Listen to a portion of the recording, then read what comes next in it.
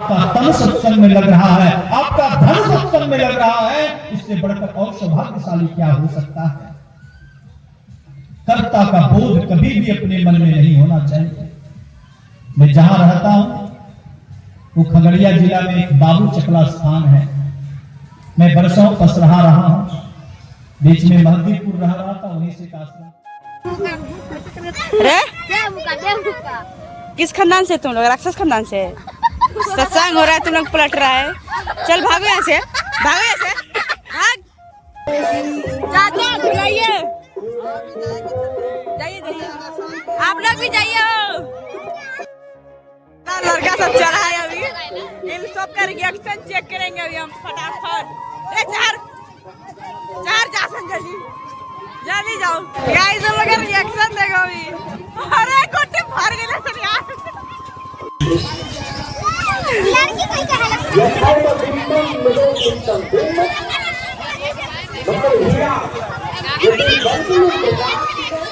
हाँ मजा आएगा।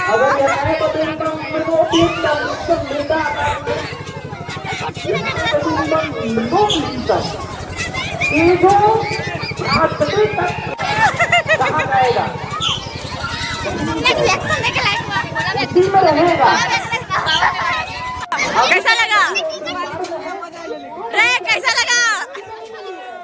डर लगा कि नहीं? कैसा लगा? डर गए थे आप? ये लोग डर के आई लगा।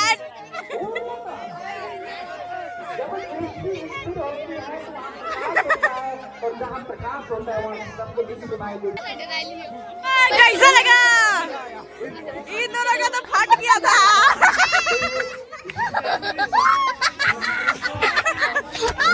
नाव पे कैसा लगा आपको? अच्छा लगा, अच्छा लगा। तुमको कैसा लगा? नाव पे अच्छा लगा, लेकिन तुमको गाइस हम तो डर गए, मेरा फट गया। गई लाज। और कौन बच्चा रहा बता रही? चाहे इस लोक का सुख हो या ब्रह्म लोक का सुख हो, दोनों के लिए गुरु आवश्यक है। एक बार एक गाय, शेर आया, देखा गाय को खाने के लिए दौड़ा।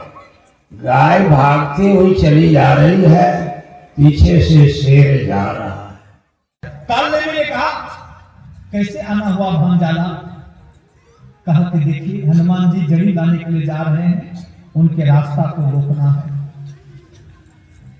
काल ने समझ गया कि रावण की बात को नहीं मानता हूं तो रावण मार देगा, और यदि रावण की बात को मानता हूं तो हनुमान मार देगा। दोनों तरफ से मरण हमारा, मृत्यु तो दोनों तरफ से है। यदि रावण के हाथों मरता हूं तो अधोगति में जाऊंगा, और भगवान के भक्त के हाथों मेरी मृत्यु होती है तो मैं सदगति की ओर जाऊंगा। तो मान लिया, साधु बाबा का वेश बनाकर कीर्तन करने लगा। और इसी बीच हनुमान जी गुजर रहे थे, कानों में आवाज गई। हनुमान जी ने सोचा ये तो प्रभु के कीर्तन का आवाज है। हनुमान जी नीचे उतर गए, जैसे उतरा देखा साधु बाबा का वेश। काल साधु का वेश बना करता, कहा आइए हनुमान जी, स्वागत है आपका, सुस्वागत है। हनुमान जी ने कहा अच्छा तो आप नाम भी जानते हैं? का नाम में सब कौन जानता, मैं त्रैकालदर्शी संत हूं, भूत वर्तमान भविष्य तीनों कालों की बात को जानता हूं, सब कुछ जानता हूं। हनुमान जी को थोड़ी देर के लिए विश्वास हो गया। हनुमान जी थोड़ी देर रुक करके जब जड़ी लाने के लिए उपदेश हुए, तब कालनेमी ने कहा देखिए आज भर विश्राम कर लीजिए, कल जाइएगा। समय बर्बाद करना था? हनुमान जी ने कहा नहीं, आज भर बैठ गया तो जीवन बर्बाद हो जाएगा। स्नान करके फूलों की माला प्रसाद लेकर आना पड़ेगा, दीक्षा लेनी पड़ेगी। ठीक है। हनुमान जी जल्दीबाजी में थे और 10 मिनट तो लग जाएगा। ये प्रसंग पूरा करके वाणी में विराम दूंगा, प्रयास संक्षिप्त करूंगा। मैं जान रहा हूं थोड़ा समय ज्यादा हो गया। प्यार से बोले गुरुदेव भगवान की। तो जड़ी दक्षिणा बाद में देना। हनुमान जी ने कहा जब दक्षिणा नहीं लेना, आज मुझे दीक्षा भी नहीं लेना, चलने लगे। तब कालनेमी ने कहा अच्छा ठीक है, दक्षिणे देना तो दे दो। तो दक्षिणा में पैर पकड़ा, खूब घुमाए, पटक कर अंत किया। इधर उधर कौन ताके झाके सीधे चला गया। धौला गिरी पर्वत पर जड़ी खोज रहा था। इसी बीच देखा अंधकार फटने लगा।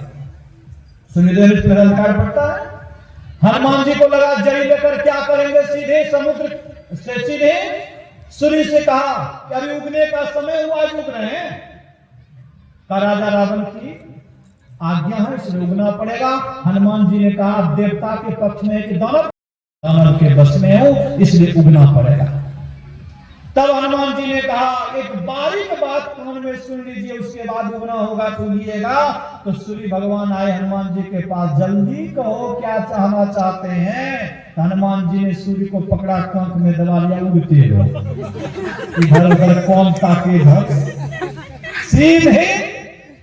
अब जड़ी कौन खोजे पूरे, समझ रहे हैं ना। धौलागिरी पर्वत को ही उठाकर रामदल में रख दिया। सुसैन वैद्यति प्रसन्न में, हाँ हनुमान जी अब इस में 4 जड़ियां उपलब्ध है। पहली जड़ी की निसल्य करनी, निसल्य शरीर में जो विष फैला हुआ था वो विष निकल गया। दूसरी जड़ी का प्रयोग किया, अस्थि संचारनी, उनकी जो टूटी फूटी हड्डी थी, दूसरी जड़ी के प्रयोग से हड्डी जुड़ गई। तीसरी जड़ी का प्रयोग किया स्वर्णकर्णी, स्वर्णकर्णी जड़ी के प्रयोग से भावभस का जो दाग लगा हुआ था, कटपट का दाग, वो दाग बिल्कुल मिट गया, सुंदर चेहरा हो गया। लेकिन अभी भी लक्ष्मण जी जीवित नहीं हुए। तब चौथी जड़ी का प्रयोग किया मृत संजीवनी, मृत संजीवनी जड़ी के प्रयोग से लक्ष्मण जी उठकर बैठ गए, हर्ष ध्वनि होने लगी। राजा रावण समझ गया कि 15 जड़ी ये लक्ष्मण कोई और नहीं, अज्ञानी जीव ही लक्ष्मण है, जो माया की अधीनता के चलते मूर्छित हैं, अपने आत्मबोध। और इस तरह मुझे लगता है कि 2-1.5 घंटे के अंतराल में जितना पैसा लेबर मजदूर को चाहिए लगभग पूरा हो गया। अशुभ कार्यों में नहीं चाहते हुए चला जाएगा, लेकिन शुभ कार्यों में तन मन और धन उसी का लगता है जिनके ऊपर ईश्वर की कृपा होती है और गुरु का आशीर्वाद होता है। मैं तो आप तमाम लोगों को सौभाग्यशाली समझता हूं जो आपके ऊपर ईश्वर की कृपा हो। ये कंचन बाबू शराब भी पीते थे, मांस मछली भी खाते थे और भी नशा का भी सेवन करते थे।